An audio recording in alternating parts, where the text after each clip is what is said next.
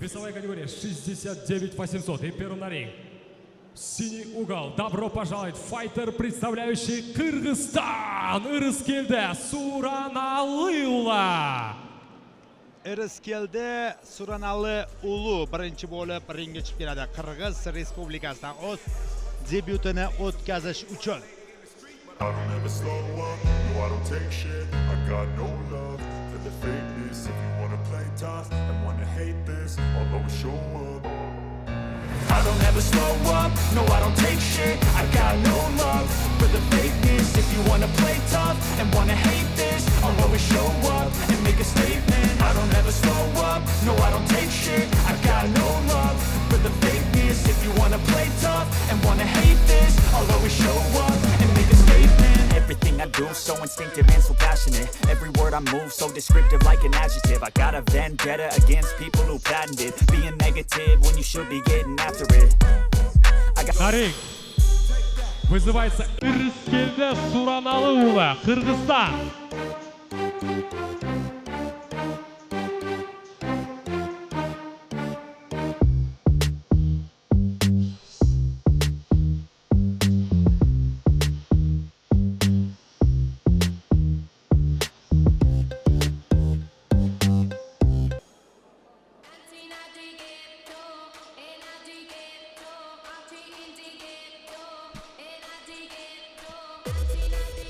O'z professional debyutini o'tkazadi. Birinchi o'rta vazn toifasida. Zafar Rahmatov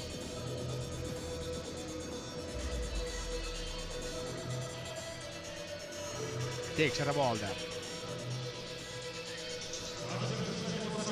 Красный угол, добро пожаловать. Кызыл бурчакке O'zbekiston Samarqand vakili Bekzod Bekmuratov.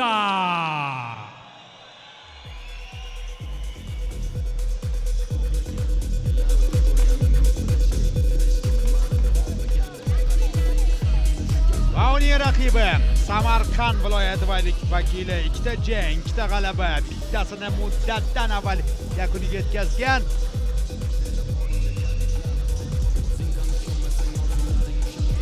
Bekzod Bekmuratov.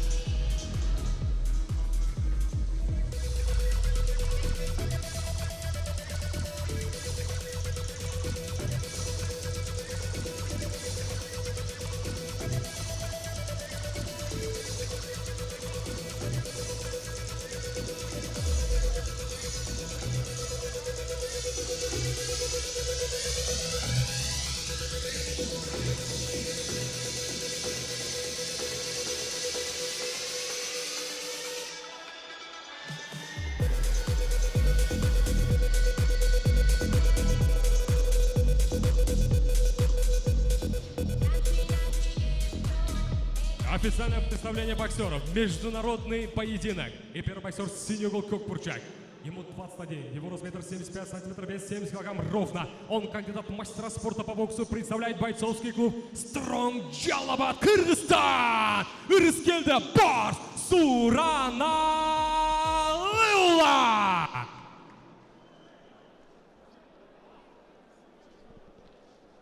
Его соперник, ракиба. Красный угол.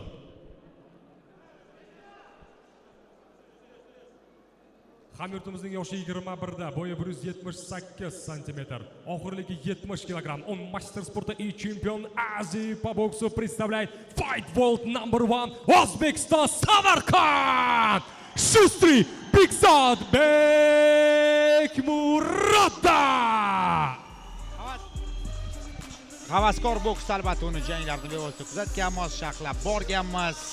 Osiyo chempioni. Va mana endi professionallarga o'tgan holda o'z omadini sinab ko'rmoqda.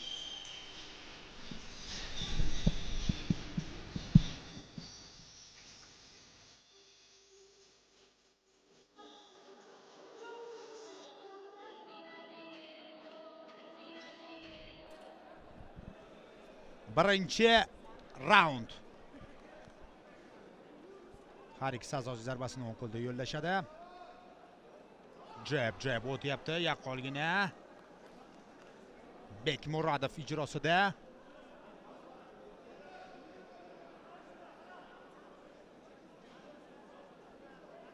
Ta'sirli jab o'tdi lekin, mana bu endi qirg'izistonlik sportchi Suronalli Uluning zarbalari yaxshi, qarang, sakrab chiqib ketyapti vaziyatda.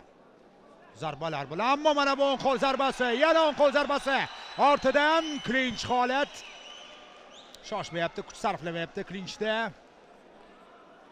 Yurtdoshimiz Bekzod Bekmurodov.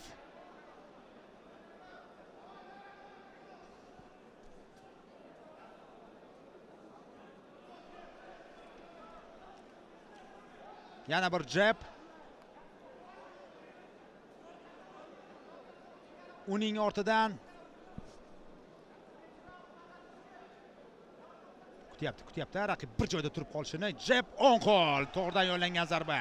Yana mo'ljalga boryapti.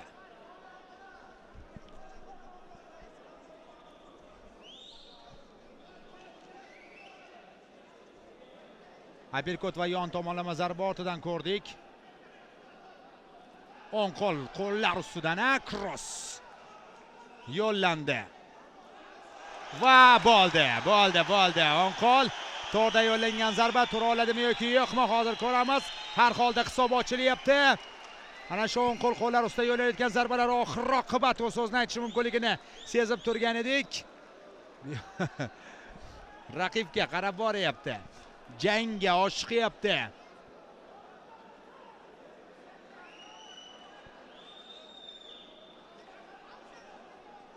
Yana bir zarba.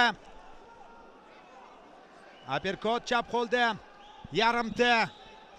O'ng qo'l, qo'llar ustidan o'tyapti zarba. Va soch qotilyapti, bo'ldi. Chunki bunday zarbalarni qabul qilish juda murakkab.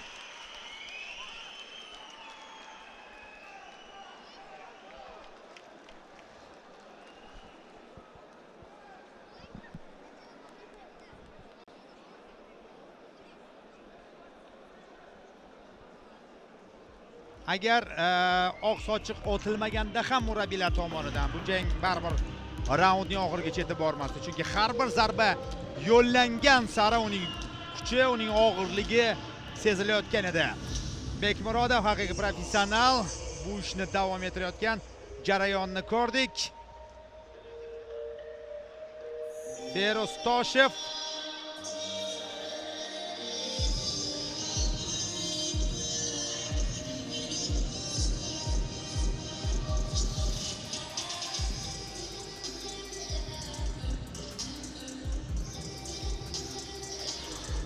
xursand albatta.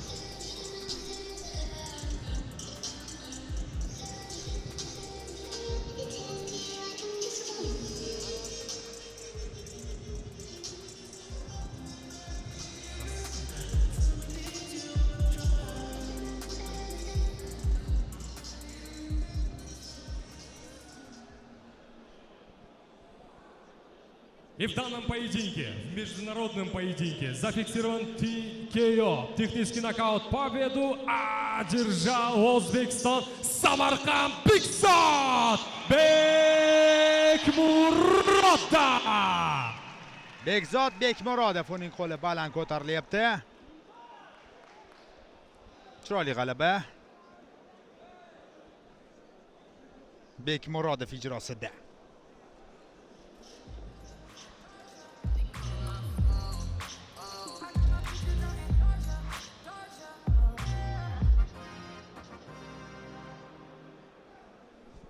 Qanaydir alohida ham sovg'a berishyapti Bekzodga.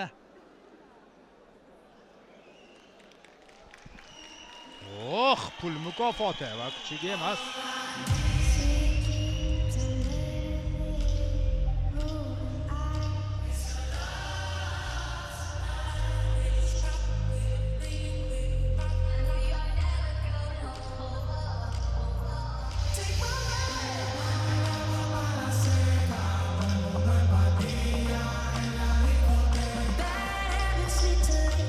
I'm saying, baby, you told me things you wanna try.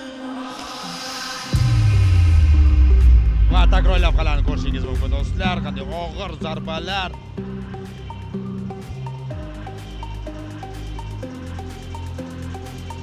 Raqib himoyasi ochiladi, yo'llanadi va birinchi knockdown holati. Og'ir mo'ljalga boryapti. Mana bu yerda ham rinchidagi taqab olgan holda shturni boshlagan edi. Chap qo'l, o'q qo'l. Agar ko'rinsa, ushbu jarayonda hozir baland otilgan sochiq ham bo'ladi.